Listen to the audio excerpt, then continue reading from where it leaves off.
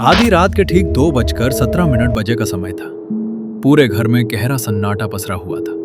बाहर तेज हवा चल रही थी और खिड़की के शीशे धीरे धीरे हिल रहे थे। कमरे में सिर्फ हल्की नीली नाइट लाइट जल रही थी।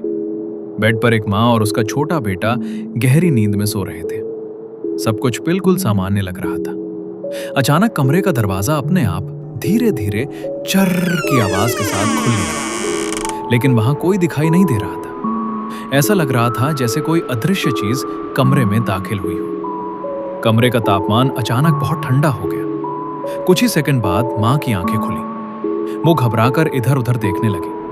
तभी उसे महसूस हुआ कि कोई अदृश्य ताकत उसके पैरों को पकड़कर धीरे धीरे बेड से नीचे खींच रही है। मां ने पूरी ताकत से बेड पकड़ लिया, लेकिन वो ताकत इतनी ज्यादा थी कि उसकी पकड़ छूट गई। बचाओ, कोई है, मुझे बचाओ!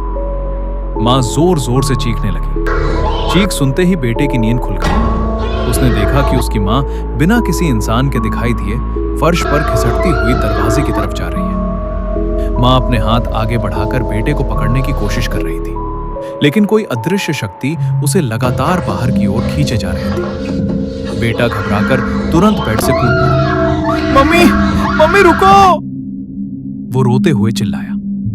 मां लगातार मदद के लिए पुकार रही थी, जबकि उसका शरीर धीरे धीरे कमरे से बाहर खिंचता जा रहा था। दरवाजा पूरी तरह खुल चुका था और बाहर अंधेरे के अलावा कुछ भी दिखाई नहीं दे रहा था। बेटा बिना एक पल रुके अपनी मां के पीछे पूरी ताकत से दौड़ पड़ा।